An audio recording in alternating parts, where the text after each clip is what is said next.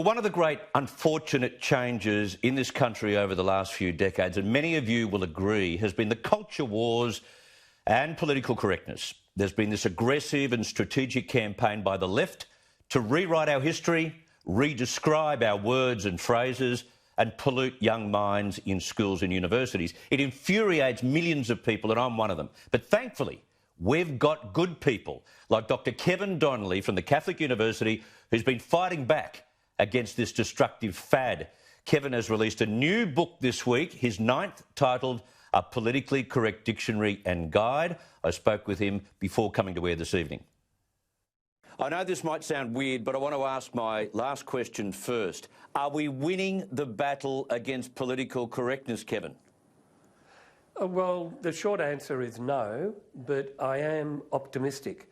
I mean, one reason is obviously the election result last year federally, where everybody thought that it would be a Labor win, but Scott Morrison was able to win that, in part, I think, because of the reaction against political correctness, that especially in Queensland, north of Brisbane, but also in Western Sydney, some parts of Melbourne, there was this reaction against political correctness. And what I mean by that is this cultural left idea of groupthink and destroying the language and trying to indoctrinate people. So when you look at the election result, I'm a bit more optimistic. And also when you look at the work of some of the think tanks, conservative think tanks around Australia, whether it's the IPA in Melbourne or the CIS in Sydney, there is, again, a lot of work and publications, research being done. And one of the things that was very positive was the politically correct dictionary I wrote. It's been selling very well. And so I think there's a need out there. People want to find out more so that they're armed, if you like. Forewarned is forearmed, and they have the ammunition to fight against this ideology. Is it about imposing control, like warping the language and indoctrinating people? Is it about control? It is, and when I taught literature in secondary school, year 12, one of my favourite authors was George Orwell.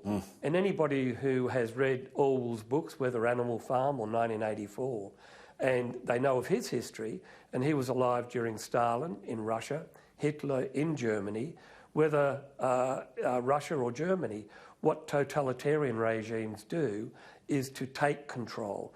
And if you look at 1984, the way they did that was by imposing groupthink, thought crime. So anybody who spoke out against Big Brother, as he was called, the dictator, was put in prison. It is a form of cultural left control. Issues like multiculturalism, gender, climate change, anybody who disagrees, you're attacked very quickly. Obvious examples would be Israel Folau last year, you know, in terms of his comment. Not that I agreed with him, but I think he had every right to his opinion. But if you commit thought crime, as it were, if you are politically incorrect, you normally get into trouble, as Margaret Court did last year as well. You point out, and you go to a great degree of length in the book, to talk about the indoctrination occurring in our schools right now. And so when you're considering whether political correctness is winning, you'd have to say what they've done in schools is probably going to create a new generation of politically correct young adults. We're seeing that now. I've been involved in education, as you know, for over 30 years, and I've reviewed the national curriculum. I've looked at the state and territory curricula over that time, and we've now had generations of young people going through school and university where they have been indoctrinated with this cultural left ideology, especially in areas like Indigenous, climate change, multiculturalism. And the problem there is that young people in particular, when you hear them or talk to them, they often say, this is what I feel.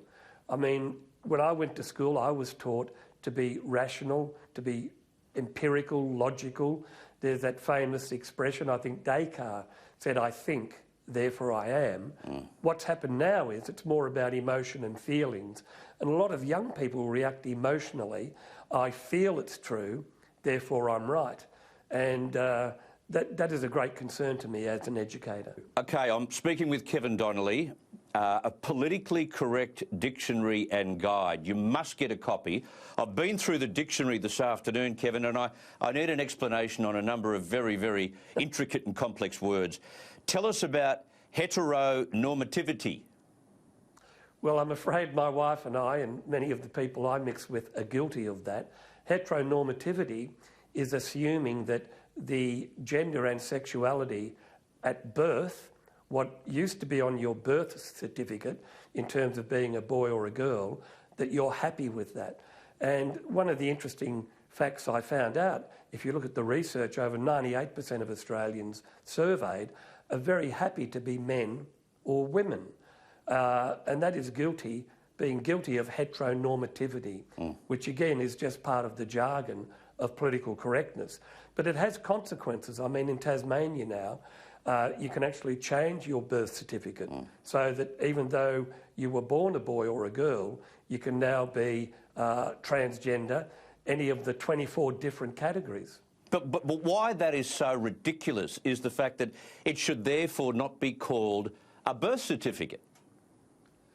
You're right, but around Australia, and it's in Victoria still, we had Safe Schools, that gender fluidity program at the primary and secondary level, where Ros Ward, who helped write it, admitted it was all about a Marxist utopian view of gender, where it was dynamic and fluid. So whether it's transgenderism, whether it's safe schools, the reality is now that even though most people are very happy being men or women, and I would suggest most boys and girls are very happy with that, I mean, we shouldn't be interfering with their childhood to that degree, but we now have this concerted push to convince young people that gender is fluid.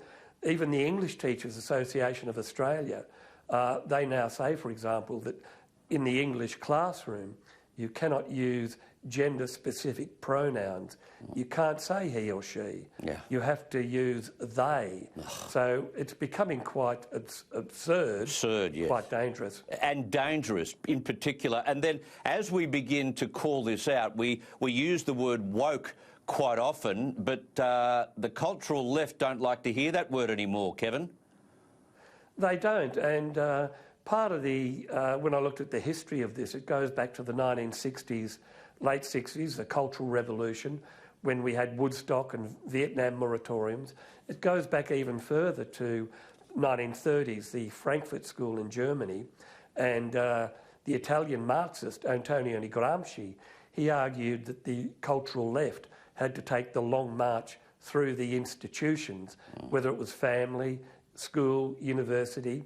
And Michael Gove, the English politician, in his book he actually mentions that as well, that the cultural left moved away from the economic argument in terms of trying to change society to a cultural one. Yeah. And that's where we get the idea of the culture wars.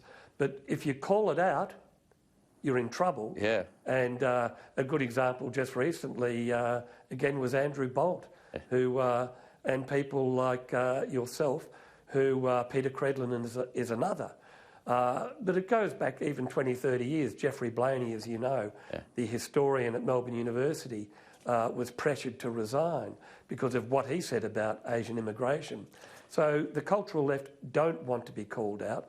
They have this argument that you should be free and liberated and able to give an opinion, except if you disagree with them, and then you're in trouble. Yeah, and I like the touch of allowing a dedication in the book to one of our great friends, Bill Leake, the cartoonist, who, of course, called a lot of this out in his illustrations. A fantastic touch.